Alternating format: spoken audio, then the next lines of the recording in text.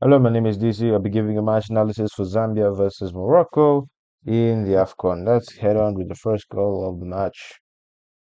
All right, set piece routine, right? Let's make some notes here. The starting from slightly deeper. He is free. Any one of these three can easily go and follow him. These three here are marking themselves. He is marking at least someone. And you could say since he's here, there's at least someone near the D and someone on the post, but I prefer he stands on the post compared to standing near the goalkeeper. Let's continue this. Oh, sorry, my bad. Uh,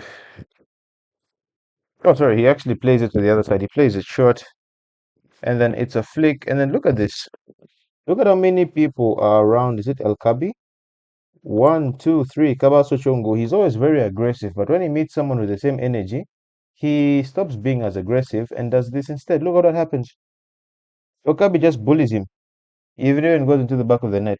If there was a man at the post, you see, this is why I wanted him to be at the post. Because if he was at the post, he has a better position to start from. Already, he's taken a step outside and then he's left. He's no longer as close. And by this point, he's already in a position where he's not really going to do much. He was better off just standing on the post. He really was, because if he was on the post, that would have happened. Anywho, let's head on to the next goal of the match. All right, boys played. All right, it may seem as if everything is normal, but everything is not normal because the three midfielders are here, which is okay, but I'd want them to be a bit lopsided. Maybe someone here, someone there.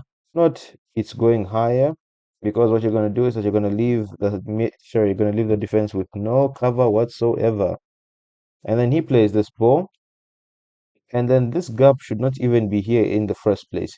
It's either they push and then they push all the way this side, and then if the ball is switched, there'll be someone at least here to take care of that, or if possible, have a midfielder dropping into this gap for the meantime, just to avoid any space being exploited. And as you can see, I think this might be the goal scorer, who is Brahim Diaz, coming into the fray. Look at this. Too much space, and to be honest, there's no cover for the defense. The gap between defense and midfield is too much, really is. But then again, the defense can do better here. I know it's a 4 versus 3. I know he's on the wing, but to be honest, he should be the one that's looking, because he's furthest away from the ball. He should actually be turning his head as he's running forward just to see if there's anyone behind him, and which there is. Look at this. He continues. What? Okay, so now this is the frustrating part. He's not marking anyone. If there's anyone that can probably prevent this goal, it's him. He's the furthest out wide. He has enough time to react. He can look at both Brahim Diaz and the ball, but he doesn't. And then he just lets this happen. And that's a lovely placed goal. Brahim Diaz really enjoyed himself in this game. He really did. He was enjoying himself. Look at this. Such a lovely finish. Goalkeeper had no chance whatsoever. Anywho, free kick. This is already terrible. I don't know why he's here, because it's most likely the ball will be played rare, so I don't know why he's there. I don't know this formation. I don't know what's the whole point of it. I would rather have two blocks, one, two, three, four, five, another one, two, three, four in between these guys so that they serve as a block. Otherwise, there's no resistance whatsoever. And as the boys played, look at this. He plays it first time. And look at this here. He's holding him, right? I don't know if this is Kava's wrong goal. No, this is Miguel Chahiwa. He should really work better. Sorry, he should really be better, because there's no point in him doing all that just to let the person score the goal. And then look at this. As the cross comes in, he drags him forward, so he plays his friend onside. Miguel Chahiwa has lost track of a really good goal scorer. Look at that, he just leaves him. He's pretending to be onside. And this is why I hate this formation, because Zambia is not a team that plays an offside trap. So why are you trying to do such experiments in an AFCON? What a goal. There was no need to do any of that. There was no need for that. But he just decided to do that, just to show that he can do that. And it was offside, but as I've said, these two making the run, let's even use this lovely tool of ours. If you follow the leg of the Zambian player, it would mean El Kabi's hand is offside, or might just be onside. It's difficult because this is a very thick line. But also, I mean, in the spirit of the game, if your hand should not be offside because you can't score with it, For me, I think the offside rule could be well adjusted if you can be called offside with the part you score the goal. So, example, your right foot is offside, but you score with your leg. You're onside because you scored with your left foot. As long as you don't take a touch on your right foot, I think that's same thing here. He's mainly his upper body is offside, but it's not really, his feet here off are onside. For me, that's a rule that I would like to implement. And also, this is not okay. These guys do their job well. These are the two that let everyone down, especially him. But still, this was a lovely goal. Nothing the goalkeeper could do. All he could do is watch. Look at that. He sets himself. I mean, this is not even normal. This should not be normal. I mean, this is a competitive match. Oh my goodness me. This is a competitive match. Why should someone have enough time they can pull off a tumble? And I paused it at such a great moment.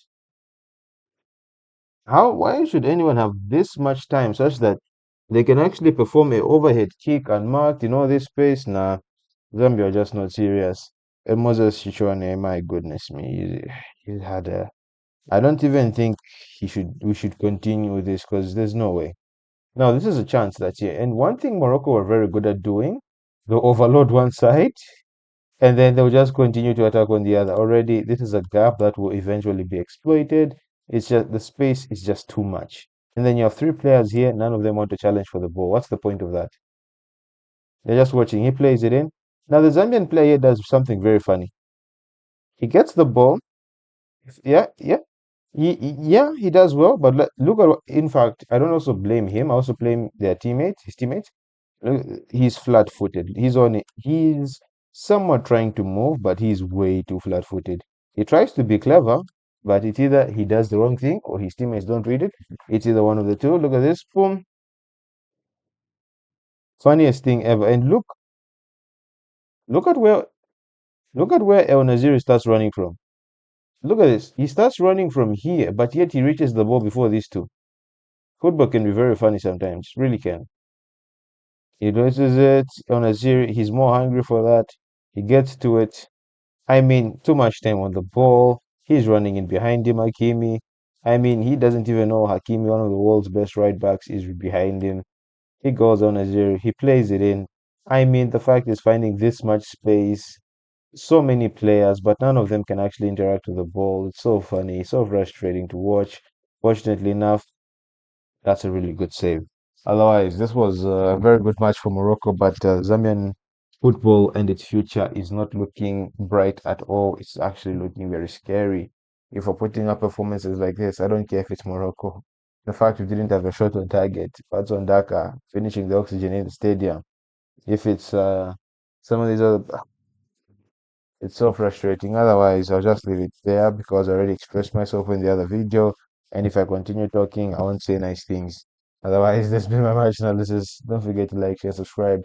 And please, let's revive Zambian football. I'll see you in the next one. Peace.